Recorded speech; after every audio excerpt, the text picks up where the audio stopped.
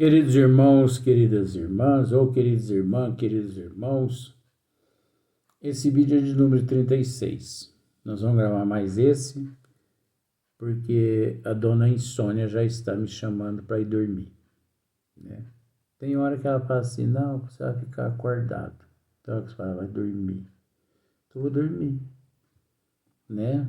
Mas eu acredito já ter contribuído um pouquinho mais hoje, né? Não sei se tem lá na contabilidade divina lá, bônus horas não, mas acredito ter feito meu trabalho hoje já. Porque esse agora é o 9º vídeo. Agora imagina como tá a minha cabeça. Mas eu ainda gravo mais uns 20. Eu não sei, no livro A Gênesis parece que tá fluindo mais as coisas. E eu ouvi dizer que quando começa a fluir assim é porque a pessoa está prestes a desencarnar. Que vai fluindo, né? Então, na questão de número 12, caráter da revelação espírita, capítulo 1, Kardec diz assim: o espiritismo, dando-nos a conhecer o mundo invisível, porque o espiritismo, ele nos dá a conhecer o mundo invisível. Agora, aproveitam-se muito mais de todos esses fatores do mundo invisível aqueles que são verdadeiros. E verdadeiros a pessoa já começa lá desde o princípio. O Espiritismo, dando-nos a conhecer o mundo invisível que nos cerca e no meio do qual vivíamos sem o suspeitarmos, porque na época nós vivíamos, vamos pensar assim, nós, antes de Kardec, antes de Polite, nós vivíamos em meio a todo o mundo espiritual. Nós vivíamos. Não havia nada de diferente daquela época de antes de 1857 com 2023. Não havia nada diferente. A única diferença é que Hipólite veio com a missão de separar o joio do trigo, como um garimpeiro que coloca algumas latas de cascalho dentro da peneira, depois que ele peneira bastante ali, ele encontra-se o diamante. O Espiritismo é o diamante o Espiritismo é o diamante garimpado por Hipólite. É o melhor dos melhores. É o que de mais puro sempre existiu. Nós convivíamos com os espíritos. Nós convivíamos com o mundo espiritual. Nós convivíamos com a erraticidade. Nós convivíamos com os mentores, com os guias espirituais. Nós convivíamos com as dimensões espirituais, porque isso faz parte da Gênesis. Isso é a origem. Nós convivíamos com as colônias espirituais. Nós convivíamos com a lei de causa e efeito. nós convivíamos com a reencarnação. Nós convivíamos com a desencarnação antes de Hipólite. Mas só se tornou sério depois das análises dos fatos por ele realizadas, que muitos passaram a ver, de fato, é uma expressão agora, de que mundos e mais mundos, ou melhor, dimensões e mais dimensões, existia em nosso meio, inclusive a microscópica, a macrocósmica e também a erraticidade, que você só a vê através da vidência, que você só a sente através da audição, da intuição, da inspiração, e que você só se conecta aos teus entes queridos através das tuas boas atitudes, das tuas mudanças de hábito, de comportamento e de atitude, mudança de moral e de caráter, os quais, se você não muda, você consegue se conectar também à erraticidade, mas aos charlatões, os impostores, os mistificadores, aos anticristo da erraticidade. Oh, doutrina gloriosa! E além do mais, convivíamos com a morte. A morte era um tabu, um monstro,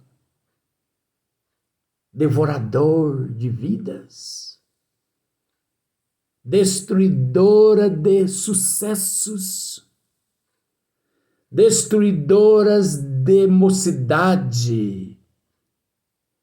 Quantas pessoas blasfemavam contra Deus, Deus injusto, ignorante,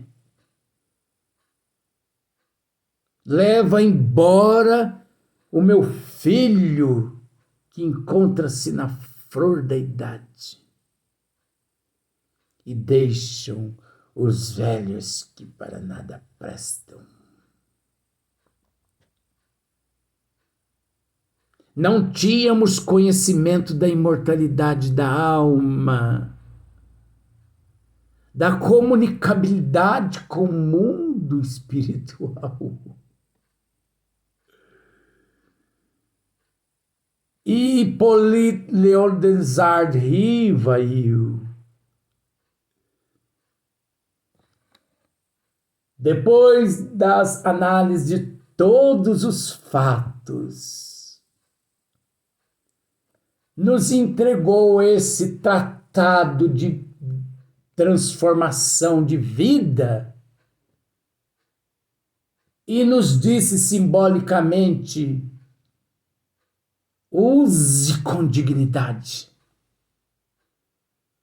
auto-se evangelize, mas não se preocupe também em ter que se evangelizar aqueles que estão à tua volta através dos teus bons exemplos. Não só pratique, ou melhor, não só teorize, pratique, exemplifique. Seja melhor hoje do que ontem, e amanhã melhor que hoje. Sabe o teu pai, tua mãe, sua tia, tua avó, que desencarnou? Sim, não morreram, estão vivos, estão te esperando. Sabe o que você enfrenta? Sim, a lei de causa e efeito, ação e reação. Você plantou, você está colhendo. Quita os teus débitos, que tu retornas à pátria espiritual através da imortalidade da alma e reencontrar os teus parentes. O Espiritismo matou a morte. O Espiritismo acabou com o inferno. Acabou com o limbo. Acabou com o confessionário. O Espiritismo acabou com o Deus de Dante. Mas, ao mesmo tempo, nos mostrou um Deus que devemos temer. Devemos temer. Por quê? Porque esse Deus nós trazemos na nossa consciência, onde encontra-se escritas as leis de Deus na consciência. Esse Deus, você não precisa ir ao confessionário e nem ao inferno, e nem ao paraíso, porque nós sabemos que, de acordo com o nosso intelecto, nossa moral, nosso caráter, nós trazemos o paraíso ou o inferno dentro de nós. Nós trazemos o limbo. Nós trazemos o santo, nós trazemos o monstro. Nós trazemos o diabo da mitologia dentro de nós. Nós não precisamos pagar dízimo, mas temos o dever de andar com a consciência limpa do dever cumprido. Esta é a reforma, onde ninguém engana ninguém a não ser a si mesmos. Eu não traio a minha esposa. A doutrina me ensina que eu traio a mim mesmo. O meu marido não me trai, e se a ele mesmo perante a consciência de Deus. Os corruptos, aqueles que recebiam propinas, continuavam impunes, porque eles podiam comprar a justiça da terra capenga com o próprio dinheiro que tinham. Mas depois do Espiritismo, nós ficamos sabendo que não existe suborno, não existe propina. Ninguém fica impune do que cometeram e do que cometem.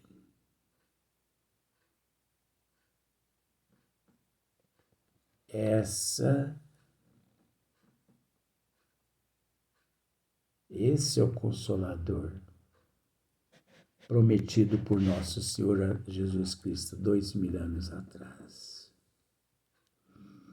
O Espiritismo dando-nos a conhecer o mundo invisível que nos cerca, no meio do qual vivíamos sem o suspeitarmos. Assim como as leis que o regem,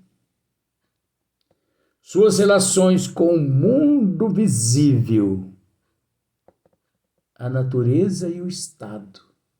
A natureza e o Estado, a natureza dos seres, o estado de evolução de cada ser,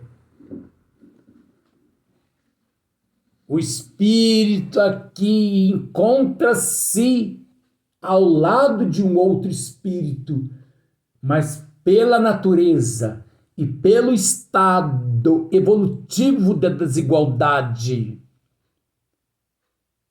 os dois ocupando o mesmo espaço, devido à desigualdade evolutiva, um não consegue enxergar o outro, mesmo ocupando o mesmo espaço, pelo fato do mesmo nível da natureza e do estado. Só enxerga um e outro de acordo com a positividade da natureza e do estado, dos seres que o habitam, e por conseguinte, o destino do homem depois da morte é uma verdadeira revelação na acepção científica da palavra. O destino do homem. Qual será o teu destino, meu bem? Depois da morte? É uma verdadeira revelação. É uma verdadeira revelação, o destino teu depois da morte física. Na acepção científica da palavra, se não é os fatos, se perde no tempo. Porque quem capaz foi de estudar os fatos mediante esta questão? Hippolyte Léon Denisard Rivail.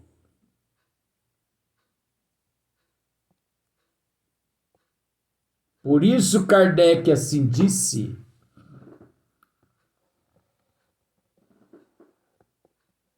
o destino do homem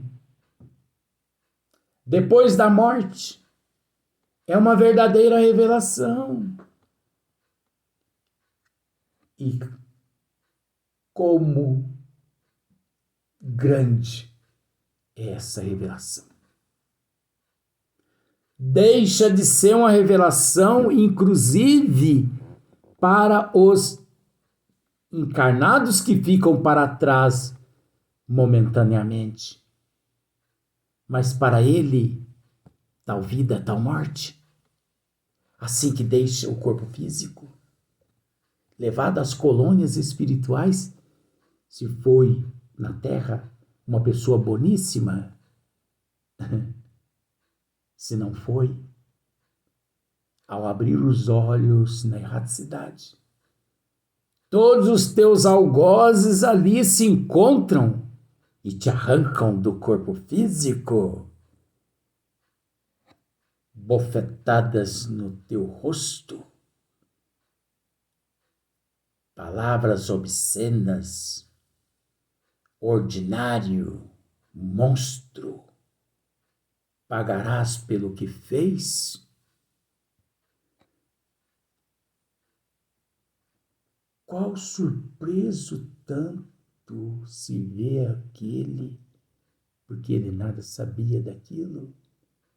Que surpresa!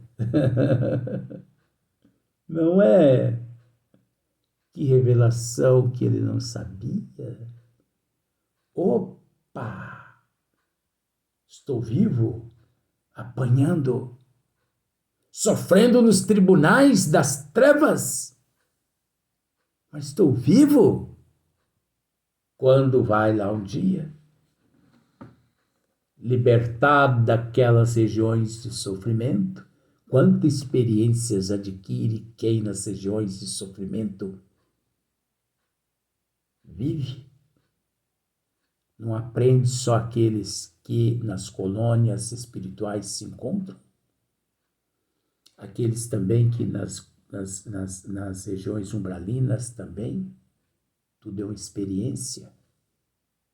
E levado ele a uma casa espírita, o que ele ignorava, e através de um médium psicógrafo, deixa uma mensagem aos teus entes queridos.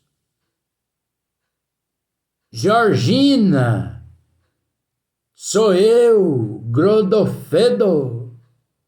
Estou vivo mais do que antes. Encontrei do lado de cá todos os meus algozes.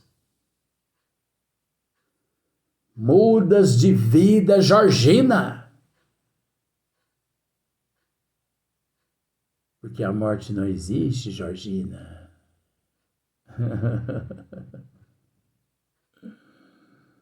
O tribunal, sim, existe. Georgina, permaneci 20 anos no umbral. E eu desconheci o umbral, Georgina. Eu desconheci até que a vida após a morte seria possível. Georgina, sabe todos aqueles que eu prejudiquei? Eu os reencontrei a todos. Mas também tive a oportunidade de reencontrar o meu vô, Onofro, a minha avó, Geralda,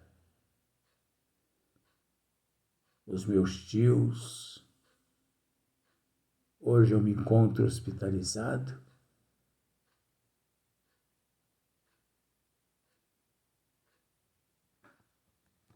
Então mudou bastante, né? Com a revelação espírita, de ordem dos espíritos, mas dizendo tudo que se assenta na base do Cristo. Esta revelação é imensa. O Espiritismo veio matar a morte. Então devemos aproveitar, porque nós só temos o trabalho de abrir o livro e de estudar os fatos prontos, os quais Hipólite os estudou e nos entregou prontos. Devemos conhecer fatos. Devemos conhecer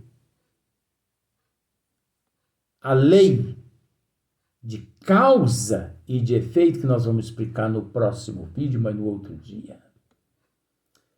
Mas você entende que tudo é facílimo.